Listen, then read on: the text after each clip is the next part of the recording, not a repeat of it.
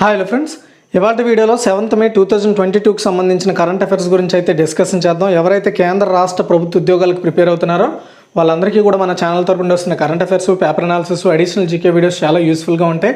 కాబట్టి ఈ video end వరకు చూడండి. మీకు నచ్చితే లైక్ చేసి, షేర్ చేసి మరిన్ని అప్డేట్స్ కోసం మన ఛానల్ని రెగ్యులర్గా ఫాలో అవుతూ ఉండండి. ఫ్రెండ్స్, ఇండియాలోని ది లార్జెస్ట్ లెర్నింగ్ ప్లాట్ఫామ్ అండి అన్అకాడమీ. ఎవరైతే APPSC, TSPSC and related constable, SI ఉద్యోగాలకు ప్రిపేర్ అవుతున్నారో వీళ్ళందరికీ కూడా ఉపయోగపడేలా అన్అకాడమీ అనేది పర్టికులర్గా ఆస్క్ మీ ఎనీథింగ్ అనే పర్టికులర్ బ్యాచ్ కోర్సు ద్వారా, అంటే ఒక ప్రోగ్రామ్ ద్వారా ఎవరికైతే ethics in administration for group 1, group 2 ఎగ్జామ్స్కి అండ్ ప్రిపేర్ అవుతున్నారో వాళ్ళకి ఎథిక్స్ ఇన్ అడ్మినిస్ట్రేషన్ మీద మీకు ఏదైనా డౌట్స్ ఉంటే చైతన్య దేవ్ సార్ వచ్చేసి May 5th 6 PM class conduct చేస్తున్నారు. అక్కడ మీరు క్లియర్ చేసుకోవచ్చు. దానికి సంబంధించిన లింక్స్ కింద ప్రొవైడ్ చేస్తాను. And dual educator session conduct చేస్తున్నారండి. Most important current affairs on SI constable related ఎగ్జామ్స్కి. And Anand Reddy sir, VN Kudumala sir May 6th 7 PM class తీసుకోబోతున్నారు. అండ్ వీటన్నింటిని మీరు పొందాలనుకుంటే వాటికి సంబంధించిన లింక్స్ కింద డిస్క్రిప్షన్లో ఉంటాయి. ముందుగా మనం చేయాల్సింది సబ్స్క్రిప్షన్ తీసుకోవాలండి. సబ్స్క్రిప్షన్ వచ్చేసి ఇక్కడ 1 month నుండి 24 నెలల వరకు కూడా సబ్స్క్రిప్షన్ ప్లాన్స్ అయితే అవైలబుల్లో ఉన్నాయి. 1 monthకి 1700 రూపాయలు అండి. ఇందులో మన కోడ్ ఉంటుంది, EDUTEC కోడ్. ఈ కోడ్ కానీ మీరు వాడితే, ఈ 10 EDUTEC 10 కోడ్ వాడితే మీకు 10% డిస్కౌంట్ వస్తుంది. అంటే 1700ది 1530 రూపాయలకి వస్తుంది. ఇలా మొత్తము అన్ని నెలలకి మన యొక్క కోడ్ వాడితే మీరు ఎన్ని నెలలకు తీసుకుంటారో అన్ని నెలలకు మన కోడ్ వాడితే 10% డిస్కౌంట్ వస్తుంది. అండ్ ప్రజెంట్ వచ్చేసి మీరు అన్అకాడమీని ఒకసారి చూద్దాం అనుకునే వాళ్ళు 1 month సబ్స్క్రిప్షన్ తీసుకొని ఒకసారి చూడండి. చూసిన తర్వాత మీరే నెక్స్ట్ మంత్స్కి తీసుకుంటారనమాట. వీటికి సంబంధించిన లింక్స్ కింద డిస్క్రిప్షన్లో ప్రొవైడ్ చేస్తాను. క్లిక్ చేయండి అండ్ సబ్స్క్రిప్షన్ తీసుకోండి. మన కోడ్ వాడండి. మన కోడ్ కింద కూడా డిస్ప్లే చేస్తాను మీకు ఆఫర్తో. చూడండి, ఫస్ట్ క్వశ్చన్, భారతదేశంలో 2022వ సంవత్సరంలో ఏర్పడిన మొదటి తుఫాన్ పేరేమిటి? ఆన్సర్ వచ్చేసి అసని అండి.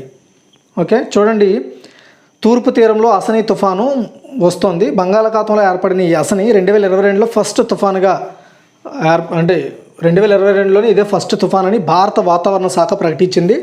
ప్రస్తుతం అండమాన్ సముద్రం నుంచి బంగాళాఖాతం అంటే ఉత్తరం వైపు అంటే లైక్ ఆంధ్రప్రదేశ్, ఒడిస్సా ఈ ప్రాంతాలకి ఆనుకొని ఇది వస్తుందని చెప్తున్నారు. దీని ఎఫెక్ట్ వచ్చేసి ఆంధ్ర, ఒడిస్సా లేదా ఒడిస్సా, పశ్చిమ బెంగాల్కి ఎఫెక్ట్ అయ్యే అవకాశం ఉందని చెప్తోంది.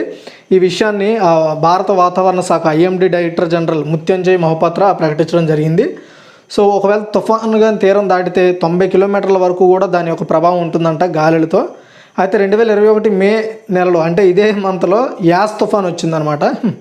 అది మనందరికీ తెలుసు. అండ్ ఈ తుఫాన్కు శ్రీలంక అసని అని పేరు పెట్టింది. యాక్చువల్గా అసని అంటే ఏంటి అంటే వాళ్ళ భాషలో కోపం అని అర్థం. తర్వాత సెకండ్ వన్, కేంద్ర హోం వ్యవహారాల మంత్రిత్వ శాఖ CAPF పునర్వాస్ అనే పోర్టల్ని దేనికోసం ప్రారంభించింది? ఆన్సర్ వచ్చేసి ఉపాధి కోసం అండి. ఫర్ ఎగ్జాంపుల్, ఈ సెంట్రల్కి సంబంధించిన సెంట్రల్ ఆర్మ్డ్ పోలీస్ ఫోర్స్ ఉంటారు కదా, వాళ్ళలో రిటైర్ అయిపోయిన వాళ్ళు ఉంటారు కదా. For example CRPF, CISF, BSF ఇలాంటి ఉద్యోగాలు చేసి రిటైర్ అయిపోయిన వాళ్ళు ఉంటారు కదా. రిటైర్ అయిపోయిన తర్వాత కూడా వాళ్ళు ఏదో ఒక ప్రైవేట్ సెక్టార్లో ఉద్యోగం చేసుకునేలా. ఎందుకంటే అండి, ఇది తక్కువ వయసులో వీటిల్లో ఉద్యోగం సంపాదించిన తర్వాత సో ఫిక్స్డ్ టర్మ్ వరకు మనకి వర్క్ చేయాల్సి ఉంటుంది కేంద్ర సాయుధ దళాల్లో. అది అయిపోయిన తర్వాత చాలామంది తక్కువ వయసు ఉంటుండగానే లేదా ఇంకా వాళ్ళు పని చేయాల్సిన స్ట్రెంత్ ఉన్నంత లోపే వాళ్ళు ఆ పదవి నుండి రిటైర్ అయిపోతారు. కాబట్టి అలాంటి వాళ్ళు ఏదైనా ప్రైవేట్ సెక్టార్లో మళ్ళీ ఉద్యోగాలు చేసుకోవడానికి అవకాశం కల్పించేలాగా ఈ CAPF పునర్వాస్ అనే ఒక పర్టికులర్ వెబ్సైట్ అనేది వీళ్ళకి హెల్ప్ చేస్తుంది. ఈ వెబ్సైట్ ఏం చేస్తుంది అంటే పర్టికులర్గా ఏవైతే గవర్నమెంట్ సెక్టార్లో ఖాళీలు ఉన్నాయో ఆ ఖాళీగా ఉన్న ఉద్యోగాలన్నీ కూడా సేకరించి వీళ్ళకి ఇంటిమేట్ చేస్తుంది. అదేవిధంగా ప్రభుత్వం తరపున ఆ ప్రైవేట్ ఉద్యోగాల్లో వీళ్ళని రిటైర్డ్ అయిన వ్యక్తులని చేర్చుకునేలా కొంత సహాయం చేస్తుంది అనమాట. సో దాని ద్వారా వాళ్ళు ఆ పర్టికులర్ ఆ ఉద్యోగంలో చేరి అందులో కూడా వాళ్ళు డబ్బులు సంపాదించుకోవచ్చు. తర్వాత థర్డ్ వన్, శ్రీ మాతా వైష్ణోదేవి పుణ్యక్షేత్రం బోర్డు చీఫ్ ఎగ్జిక్యూటివ్ ఆఫీసర్గా ఎవరు నియమితులయ్యారు? ఈ క్వశ్చన్ మెయిన్గా పెట్టడానికి రీజన్ ఏంటంటే చాలా ఇంపార్టెంట్ అండి. సో ఈ కరోనా సిచ్యువేషన్స్లో ఈ పర్టికులర్ ఈ పుణ్యక్షేత్రంకి వెళ్ళడానికి చాలాసార్లు పోస్ట్ పోన్ అయింది. ఇది మొత్తానికి ఇప్పుడైతే అవకాశం కల్పించడం జరిగింది. అండ్ ఎవరైనా వెళ్ళాలనుకుంటే ముందుగానే బుక్ చేసుకొని వెళ్ళాల్సి ఉంటుంది. అండ్ దీనికి ఆన్సర్ వచ్చేసి అన్షుక్ గార్గ్ అండి. శ్రీ మాతా వైష్ణోదేవి పుణ్యక్షేత్రం బోర్డు చీఫ్ ఎగ్జిక్యూటివ్ ఆఫీసర్గా అంటే CEOగా అన్షుల్ గార్గ్ బాధ్యతలు అయితే చేపట్టడం జరిగింది. సో ఇంతకుముందు ఆ పదవిలో ఉన్న శ్రీ రమేష్ కుమార్ నుండి ఆయన బాధ్యతలు తీసుకుంటున్నారు. అండ్ ఈ శ్రీ మాతా వైష్ణోదేవి ఆలయం జమ్మూ కాశ్మీర్లో ఉంది. ఋగ్వేద కాలం నాటి ఆలయంగా దీన్ని భావిస్తూ ఉంటారు. సముద్ర మట్టం నుంచి 5300 అడుగుల ఎత్తులో ఉన్న త్రికూట పర్వత పంక్తుల మధ్య ఈ అమ్మవారు అయితే ఉన్నారు. ఏటా సగటున 8 మిలియన్ల మంది ఈ ఆలయాన్ని సందర్శిస్తారు. తిరుమల తిరుపతి తరువాత ఆ స్థానంలో భక్తులు సందర్శించే రెండో పుణ్యక్షేత్రం ఇదేనంట, శ్రీ మాతా వైష్ణోదేవి ఆలయం.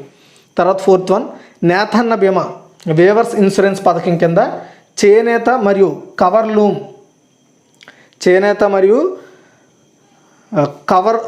లూమ్ నేత కార్మికులకు బీమా కవరేజ్ను పొడిగిస్తున్నట్లుగా ఏ రాష్ట్ర ప్రభుత్వం ప్రకటించిందంటే తెలంగాణ అండి.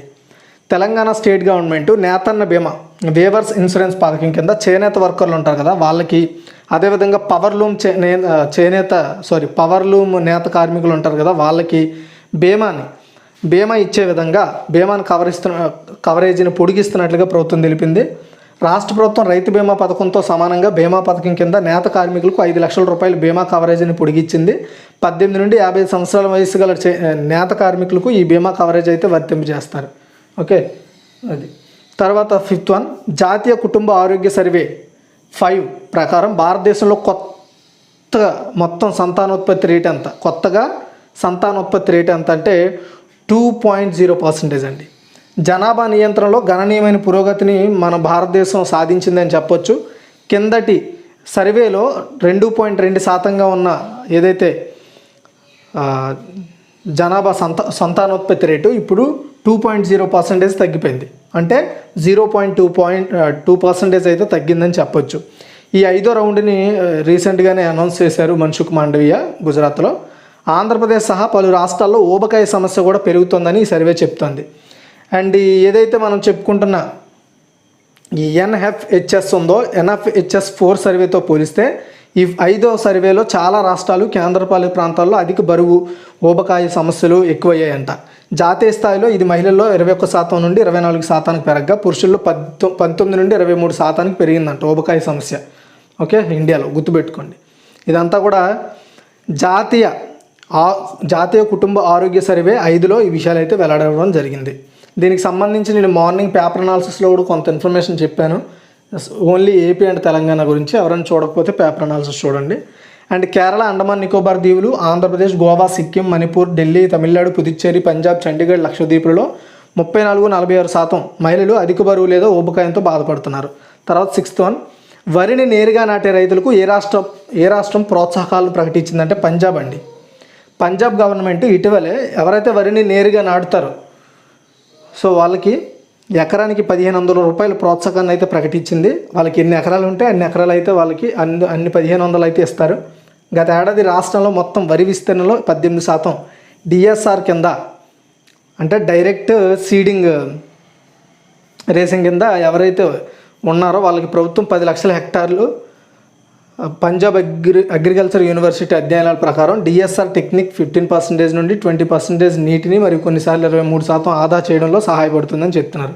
అంటే సో ఈ పర్టికులర్గా ఏదైతే వీళ్ళు ఇచ్చే ప్రోత్సాహం ఉందో దీని ద్వారా రైతు ఎవరైతే ఉన్నారో ఆ రైతు వెంటనే లబ్ధి పొందడానికి అన్ని విధాలుగా ఉపయోగం అయితే అవుతుందని చెప్తున్నారు. మనకి వేస్ట్ అంతా మనకి ఇది ఒక అనవసరం అండి. మనం తెలుసుకోవాల్సింది ఎంతవరకు అంటే సో ప్రోత్సాహం ఎంత ప్రకటిస్తున్నారు, దేనికోసం ప్రకటిస్తున్నారు అనేది మనం తెలుసుకుని చాలు. తర్వాత 7th వన్, క్రింది వారిలో ఎవరు federal reserve bank of New York డైరెక్టర్ల బోర్డుకి ఎన్నికయ్యారు? ఆన్సర్ చూసుకున్నట్టయితే అరవింద్ కృష్ణ.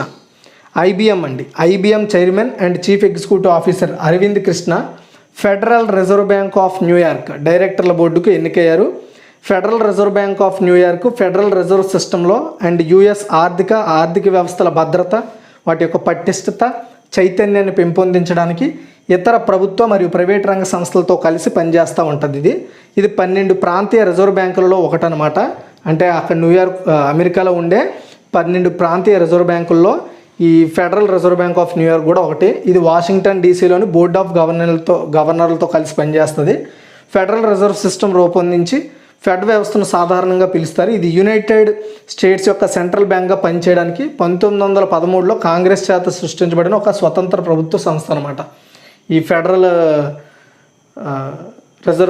రిజర్వ్ బ్యాంక్ ఏదైతే ఉందో న్యూయార్క్ ఇది సో అప్పుడు 1913లో కాంగ్రెస్ చేత సృష్టించబడిన ఒక స్వతంత్ర ప్రభుత్వ సంస్థ అని చెప్పాలి. ఓకే, సో ఇది కూడా ఒక బ్యాంక్ అండి. అంటే ఇది ఒక బ్యాంకు, యూఎస్లో ఉన్న ప్రభుత్వ రంగ బ్యాంకుల్లో ఇది ఒక బ్యాంక్ అనమాట. ఓకే, తర్వాత దీనికి అరవింద్ కృష్ణ గారు తెలుగు అంటే మీన్స్ మన ఇండియన్ పర్సన్ ఈ యొక్క డైరెక్టర్ల బోర్డుకి అయితే ఎన్నిక కావడం జరిగింది. తర్వాత 8 Indo Pak war 1971 reminiscences of air warriors అనే పుస్తకాన్ని ఎవరు విడుదల చేశారు? ఆన్సర్ వచ్చేసి శ్రీ రాజ్నాథ్ సింగ్ అండి. భారత రక్షణ మంత్రి Rajnath Singh Indo Pak war 1971 reminiscences of air warriors అనే ఒక పుస్తకాన్ని రిలీజ్ చేశారు. ఈ పుస్తకం యొక్క ఉద్దేశం ఏంటంటే ఈ పర్టికులర్గా ఏదైతే 1917 వార్ ఉందో ఆ వార్ గురించి ఓకేనా ఎక్స్పీరియన్స్ ఉన్న పర్సన్స్ ఉంటారు కదా, ఆ వార్లో పాల్గొన్న వాళ్ళు, ఆ వార్తో సంబంధం ఉన్న వాళ్ళు ఎవరో ఒకరు ఉంటారు కదా, వాళ్ళకి సంబంధించిన ఎక్స్పీరియన్సెస్ని మొత్తం ఇలాంటి 50 ఎక్స్పీరియన్సెస్ని ఈ పుస్తకంలో పొందుపరిచారనమాట. తర్వాత 9th శైలి యాప్ను ప్రారంభించనున్న రాష్ట్రం ఏంటంటే కేరళ అండి. నార్మల్గా మనకు డిసీజెస్ ఉంటాయి కదా, చిన్న చిన్న మలేరియా కావచ్చు, టైఫాయిడ్ కావచ్చు, ఇలాంటి ఏవైతే జీవనశైలి నార్మల్గా లైఫ్ లీడ్ చేయడానికి అప్పుడప్పుడు వచ్చే ఏవైతే లైక్ హెల్త్ ఇష్యూస్ ఉంటాయో, లైక్ ఏంటంటే మధుమేహం అంటే షుగరు, బ్లడ్ ప్రెషరు, గుండె జబ్బులు, ఊపిరితిత్తుల వ్యాధులతో ఇలాంటి జీవనశైలి సంబంధిత వ్యాధులు ఏవైతే ఉంటాయో, మనం దైనందిక జీవితంలో అనుభవిస్తున్న వ్యాధులు ఏవైతే ఉంటాయో వాటిని రికార్డ్ చేయడానికి, ఆ రికార్డు ద్వారా ప్రభుత్వానికి ఆ రికార్డ్స్ తెలియజేసి వాటి మీద పురోగతిని, వాటిని తగ్గించడానికి ప్రభుత్వం తీసుకోవాల్సిన చర్యల కోసం పర్టికులర్గా ఈ కేరళ రాష్ట్ర ప్రభుత్వం ఆండ్రాయిడ్ యాప్ అయిన శైలి యాప్ని రిలీజ్ చేయబోతోంది. ఈ విషయాన్ని కేరళ ఆరోగ్య మంత్రి వీణా జార్జ్ అయితే అనౌన్స్ చేశారనమాట. తర్వాత 10 ఏ రాష్ట్ర ప్రభుత్వం 1 నుంచి 5వ తరగతి విద్యార్థులకు బ్రేక్ఫాస్ట్ పథకాన్ని ప్రకటించింది? ఆన్సర్ వచ్చేసి తమిళనాడు అండి. తమిళనాడు ప్రభుత్వం, తమిళనాడు గవర్నమెంట్, డిఎంకే గవర్నమెంట్ ఏదైతే ఉందో వాళ్ళు ప్రభుత్వాన్ని ఏర్పాటు చేసి 1 year కంప్లీట్ అయిందనమాట ఈ రోజుతో. కాబట్టి ఒక 5 ప్రత్యేకమైన పథకాలను అయితే ప్రారంభించారు ఎంకే స్టాలిన్ గారు. అందులో ఫస్ట్ ఇంపార్టెంట్ది వచ్చేసి 1st క్లాస్ నుండి 5th క్లాస్ స్టూడెంట్స్ ఎవరైతే ఉంటారో వాళ్ళకి బ్రేక్ఫాస్ట్ స్కీమ్ని అయితే ఆయన ప్రకటించారు. అంటే ఉదయాన్నే వాళ్ళు ఇంటి దగ్గర తినకుండా డైరెక్ట్ స్కూల్కి వచ్చేస్తే స్కూల్లోని వాళ్ళు టిఫిన్ చేయొచ్చు అనమాట. బ్రేక్ఫాస్ట్ అంటే టిఫిన్ అంటే ఇడ్లీయో ఏదో ఒకటి పర్టికులర్గా టిఫిన్ అయితే పెడతారు బ్రేక్ఫాస్ట్ కింద. ఓకే, సో దీని భాగంగా ప్రభుత్వ పాఠశాల విద్యార్థులకు ప్రభుత్వమే ఉదయం టిఫిన్ అయితే ఇస్తుంది. అదేవిధంగా విద్యా వసతులు మెరుగుపరచడమే లక్ష్యంగా స్కూల్ ఆఫ్ ఎక్సలెన్స్ని, పాఠశాల విద్యార్థులకు మెడికల్ చెకప్, పట్టణాల తరహాలోనే ప్రాథమిక ఆరోగ్య కేంద్రాల అభివృద్ధి, మీ నియోజకవర్గంలో సీఎం అనే పథకాలను ఆయన స్టార్ట్ చేశారు. అంతకుముందు కూడా 5 ఏళ్లలోపు చిన్నారులకు బంపర్ ఆఫర్ ఇచ్చారు. ఏంటంటే ప్రభుత్వ ఆధ్వర్యంలోని రవాణా సంస్థలు ఏవైతే ఉంటాయో లైక్ ట్రాన్స్పోర్ట్ బస్సులు ఏవైతే ఉంటాయో వాళ్ళలో 5 years లోపు ఉన్న వాళ్ళకి ఫ్రీ ట్రావెలింగ్ అవకాశం అయితే కల్పించడం జరిగింది. తర్వాత 11 భారతదేశంలో $100 బిలియన్ వార్షిక ఆదాయాన్ని అధిగమించిన ఏకైక దేశీయ కంపెనీ ఏది? ఆన్సర్ వచ్చేసి రిలయన్స్ ఇండస్ట్రీస్ అండి. మన ఇండియాలో మన ఇండియన్ కంపెనీ ఒకటి ఏది రిలయన్స్ ఇండస్ట్రీస్, అది ముఖేష్ అంబానీది అనమాట. ఈ సంస్థ $100 బిలియన్ అంటే దాదాపు 7.7 లక్షల కోట్ల వార్షిక ఆదాయాన్ని అధిగమించిన ఏకైక ఇండియన్ కంపెనీగా అవతరించిందనమాట. కాబట్టి తర్వాత 12 ప్రపంచ అథ్లెటిక్స్ దినోత్సవం ఎప్పుడు జరుపుకుంటారంటే May 7th అండి. సో ఇప్పుడు అథ్లెటిక్స్ ఉంటారు కదా, వాళ్ళని అవేర్నెస్ చేయడానికి, వాళ్ళ ఫిట్నెస్ మీద అవగాహన పెంచడానికి, దాని యొక్క ప్రాముఖ్యతను తెలియజేయడానికి అండ్ నార్మల్ పీపుల్ కూడా క్రీడలు ఆడేలా ప్రోత్సహించడం కోసం ఈ వరల్డ్ అథ్లెటిక్స్ డే అయితే సెలబ్రేట్ చేస్తాము. 1996లో అంతర్జాతీయ అమెచ్యూర్ అథ్లెటిక్ ఫెడరేషన్ ఈ రోజును ప్రవేశపెట్టింది అనమాట, అంటే ప్రకటించింది. తర్వాత 4వ ఖేలో ఇండియా యూత్ గేమ్స్ లోగోని ఎవరు ఆవిష్కరించారంటే శ్రీ అనురాగ్ ఠాకూర్ అండి. హర్యానాలోని పంచకుల జిల్లాలో 4వ ఖేలో ఇండియా యూత్ గేమ్స్ లోగోను కేంద్ర మంత్రి అనురాగ్ ఠాకూర్ గారు అయితే స్టార్ట్ చేశారు. అంటే హర్యానాలోనే ఈ 4వ ఖేలో ఇండియా యూత్ గేమ్స్ అయితే స్టార్ట్ కాబోతున్నాయి, అది గుర్తుపెట్టుకోవాలి మెయిన్గా మీరు. హర్యానాలో జరగనున్న ఖేలో ఇండియా యూత్ గేమ్స్లో 5 సాంప్రదాయ ఆటలను కూడా చేర్చారు. అవి ఏంటంటే గట్కా, కలరిపయట్టు, తంగట, మల్లఖంబ అండ్ యోగాసనం. ఈ క్రీడలు కూడా యాడ్ చేశారు. ఇవి సాంప్రదాయ క్రీడల కింద యాడ్ చేయడం జరిగింది.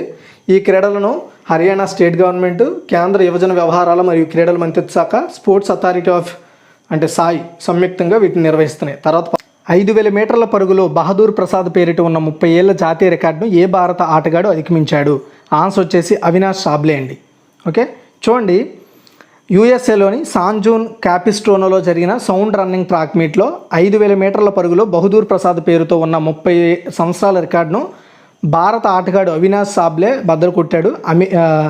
పర్టికులర్గా మహారాష్ట్రకు చెందిన 27 సంవత్సరాల ఈ ఎవరైతే అవినాష్ సాబ్లే ఉన్నారో అతను 13 నిమిషాల 25 సెకండ్ల పాయింట్ 65 మిల్లీ సెకండ్ల టైంతో కొత్త నేషనల్ రికార్డ్ని అయితే బద్దలు కొట్టాడు. ఇంతకుముందు 1992లో బర్మింగ్ హోమ్లో జరిగిన ఈ పర్టికులర్ ట్రాక్ మీట్లో బహదూర్ ప్రసాద్ 13 నిమిషాల 29 సెకండ్ల 70 మిల్లీ సెకండ్లలో ఆయన రికార్డ్ అయితే ఉందో ఆ రికార్డ్ని ఇప్పుడు అవినాష్ చాబ్లా అయితే క్రాస్ చేయడం జరిగింది. ఇది గైస్ ఒకసారి మనం కిక్ రివ్యూ చూద్దాం, జాగ్రత్తగా వినండి. సో నేతన్న బీమా పథకం కింద చేనేత మరియు పవర్ లూమ్ నేత కార్మికులకు బీమా కవరేజ్ను పొడిగిస్తున్నట్లుగా ఏ రాష్ట్రం ప్రభుత్వం ప్రకటించిందంటే తెలంగాణ అండి. అదేవిధంగా భారతదేశంలో 2022వ సంవత్సరంలో ఏర్పడిన మొదటి తుఫాన్ పేరేమిటి అంటే అసని. అండ్ కేంద్ర హోం వ్యవహారాల మంత్రి శాఖ సిఏపిఎఫ్ పునర్వాస అనే పోర్టల్ని దేనికోసం ప్రారంభించిందంటే ఉపాధి కోసం, రిటైర్డ్ అయిన సాయుధ దళాల వ్యక్తుల కోసం. శ్రీ మాతా వైష్ణోదేవి పుణ్యక్షేత్రం బోర్డు చీఫ్ ఎగ్జిక్యూటివ్ ఆఫీసర్గా ఎవరు నియమితులారంటే అంశుల్ కార్గ్. తర్వాత క్వశ్చన్ చూసుకున్నట్టయితే జాతీయ కుటుంబ ఆరోగ్య సర్వే 5 ప్రకారం భారతదేశంలో కొత్త సంతానోత్పత్తి రేట్ ఎంత అంటే 2.0% అనమాట. అండ్ వరిని నేరుగా నాటే రైతులకు ఏ రాష్ట్ర ప్రోత్సాహకాలు ప్రకటించిందంటే పంజాబ్. క్రింద వారిలో ఎవరు federal reserve bank of New York డైరెక్టర్ల బోర్డుకి ఎన్నికయ్యారు అంటే అరవింద్ కృష్ణన్, ఇండియన్. తర్వాత వచ్చేసి Indo Pak war 1971 reminiscences of air warriors అనే పుస్తకాన్ని ఎవరు రిలీజ్ చేశారంటే శ్రీ రాజ్నాథ్ సింగ్. శైలి యాప్ను ప్రారంభించిన రాష్ట్రం ఏంటి అంటే కేరళ అండి. తర్వాత ఏ రాష్ట్ర ప్రభుత్వం 1 నుంచి 5వ తరగతి విద్యార్థులకు బ్రేక్ఫాస్ట్ స్కీమ్ స్టార్ట్ చేయనుందంటే తమిళనాడు. అండ్ భారతదేశంలో $100 బిలియన్ వార్షిక ఆదాయాన్ని అధిగమించిన ఏకైక దేశీయ కంపెనీ ఏది అంటే రిలయన్స్ ఇండస్ట్రీస్. తర్వాత 4వ ఖేలో ఇండియా యూత్ గేమ్స్ లోగోని ఎవరు ఆవిష్కరించారంటే శ్రీ అనురాగ్ ఠాకూర్. అండ్ 5000 మీటర్ల పరుగులో బహదూర్ ప్రసాద్ పేరుతో ఉన్న 30 ఏళ్ళ జాతీయ రికార్డ్ని ఎవరు క్రాస్ చేశారు అంటే Avinash Sable. Thanks for watching. ఈ వీడియో షేర్ చేయండి, లైక్ చేయండి. మరిన్ని అప్డేట్స్ కోసం మన ఛానల్ రెగ్యులర్గా ఫాలో అవుతూ ఉండండి.